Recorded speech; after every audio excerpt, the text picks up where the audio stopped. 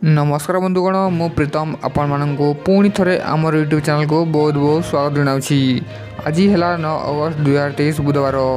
चलतु जाणी नवा सकाल किसी टॉप न्यूज ता पूर्व समस्ते चैनल को सब्सक्राइब करी पाखर बेल आइकन को प्रेस कर दिंतु कारण जहाँ भी लेटेस्ट इनफॉरमेशन आसो आपण सर्वप्रथम आम वीडियो माध्यम जानीपारे। प्रथम अपडेट है अगस्ट कमिज सीमेंट दर।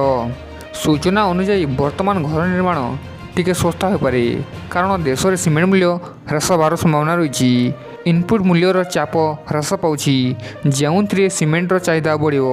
आगामी लोकसभा निर्वाचन को दृष्टि रखी देशर निर्माण कार्य एक उत्साह देखा एवं यार प्रभाव सीमेंटर चाहिदा वृद्धि कर देखा। अवश्य यार मूल्य चलित मासरे एवं आसंता 2 मासरे ह्रास होता देखा पारे एवं यह पछरे एक बड़ कारण रही जहां आपड़ एठारे जानीपारे। गत किछि मास मध्य देश में सीमेंट चाहिदा वृद्धि पाई एवं यह सत्वे यार मूल्य में कौन परिवर्तन होना।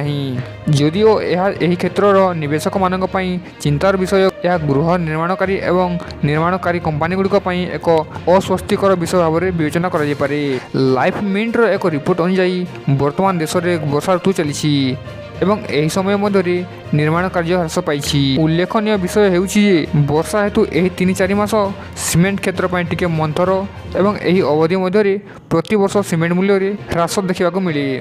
यह व्यतीत पार्वण ऋतु पूर्व मध्य यह निर्माण कार्य ह्रास घटी एवं यार प्रभाव हेतु सीमेंट ब्याग मूल्य में ह्रास देखा मिले।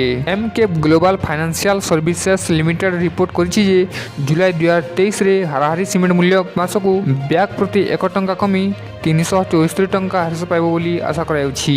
गत 3-4 वर्ष मध्य 5 ରୁ 7 टंका ह्रास घटीला। सीमेंट मूल्य रे ह्रास हार चलित वर्ष धीर अटे।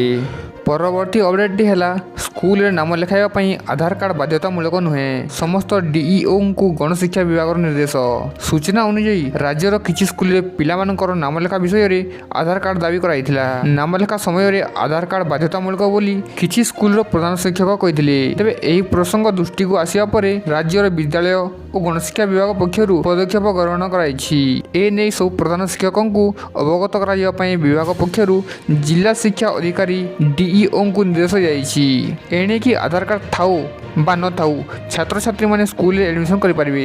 नाम लिखाई सरिया परे छात्र छात्री माने आधार जमा करि परिबे। गण शिक्षा विभाग रो एही पदक्षेप फल रे एणे कि छात्र छात्री माने नाम लिखा क्षेत्र रे आउ असुविधार सम्मुखीन हेबे नाही। परवर्ती अपडेट हैला महिला सम्मान संचय योजना माध्यम रे सरकार देले अपडेट। सूचना अनुसार केंद्र सरकार महिला को उपहार देई महिला सम्मान योजना संचय पत्र नामक एक नूतन योजना प्रणयन करथिले।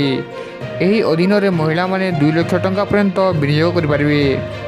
एथि सहित यह योजना अधीन में दिया सुध हार वार्षिक 7.5% अटे जहाँ 3 मास भितर दि जाए। यही अवधि परिपक्वता अवधि 2 वर्ष स्थिर कराई।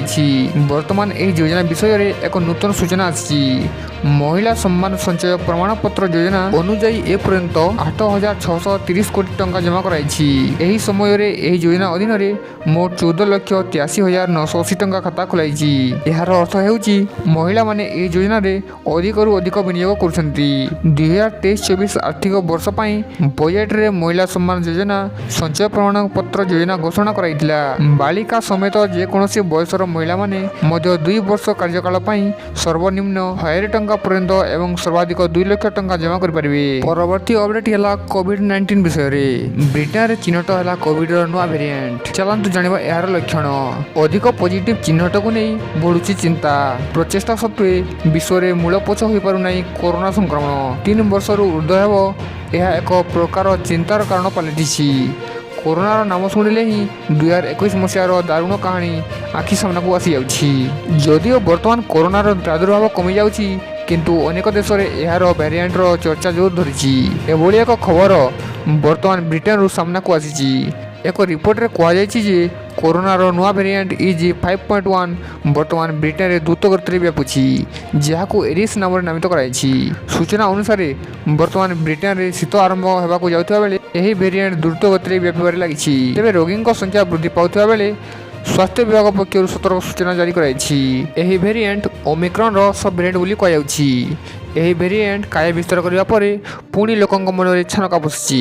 ପରବର୍ତ୍ତୀ ଅପଡେଟ୍ଟି ହେଲା ଭାରତର ପ୍ରଥମ 5G ୱାୟାରଲେସ୍ ୱାଇଫାଇ ହେଲା ଲଞ୍ଚ। ଏକା ସାଙ୍ଗରେ ଚାଲିପାରିବ 64 ଡିଭାଇସ୍। ଭାରତୀ ଏୟାରଟେଲ୍ ସୋମବାର ଏହାର ଏୟାର ଫାଇବର ଲଞ୍ଚ କରିଛି। ଏହା ହେଉଛି ଭାରତର ପ୍ରଥମ 5G ୱାୟାରଲେସ୍ ଡିଭାଇସ୍। ଦେଶରେ ଯେଉଁଠାରେ ୱାଇଫାଇର ପହଞ୍ଚି ନାହିଁ ସେଠାରେ ଏୟାରଟେଲ୍ର ଏହି ଡିଭାଇସ୍ ଦ୍ୱାରା ୱାଇଫାଇ ଇଣ୍ଟରନେଟ୍ ସେବା ମିଳିପାରିବ। ଟେଲିକମ୍ କମ୍ପାନୀ କହିଛି ଯେ ଏହା ଭାରତର ଏଭଳି ଗ୍ରାମୀଣ ଏବଂ ସହରୀ ଅଞ୍ଚଳରେ ଯୋଗାଯୋଗ ସୁବିଧା ଦେବ ଯେଉଁଥିରେ ଫାଇବର ଇଣ୍ଟରନେଟ୍ ଏକ ଚ୍ୟାଲେଞ୍ଜ ଭାବରେ ରହିଛି। Airtel Xstream AirFiber device ସାହାଯ୍ୟରେ ଆପଣ ଦ୍ରୁତ ଇଣ୍ଟରନେଟ୍ର ସୁବିଧା ଉଠାଇ ପାରିବେ। ଏହି ଏୟାର ଫାଇବର ସାହାଯ୍ୟରେ ଘରେ ଅଫିସରେ ୱାଇଫାଇ ଦ୍ୱାରା ଇଣ୍ଟରନେଟ୍ ମିଳିବ। ଏହା ଥିଲା ଆଜିର କିଛି ଗୁରୁତ୍ୱପୂର୍ଣ୍ଣ ଇନଫର୍ମେସନ୍। ଯଦି ଆପଣଙ୍କୁ ଭିଡ଼ିଓଟି ଭଲ ଲାଗିଲା ତାହେଲେ ଭିଡ଼ିଓକୁ ଗୋଟେ ଲାଇକ୍ କରନ୍ତୁ ଏବଂ ଏହିପରି ନୂଆ ନୂଆ ଅପଡେଟ୍ ଜାଣିବା ପାଇଁ ଆମର ଚ୍ୟାନେଲକୁ ଏବେ ହିଁ ସବସ୍କ୍ରାଇବ୍ କରି ପାଖରେ ଥିବା ବେଲ୍ ଆଇକନ୍କୁ ପ୍ରେସ୍ କରନ୍ତୁ। କାରଣ ଯେତେବେଳେ ବି କିଛି ଆମେ ନୂଆ ଭିଡ଼ିଓ ଅପଲୋଡ଼ କରିବୁ ଆପଣ ସର୍ବପ୍ରଥମେ ଆମ ଭିଡ଼ିଓକୁ ଦେଖିପାରିବେ।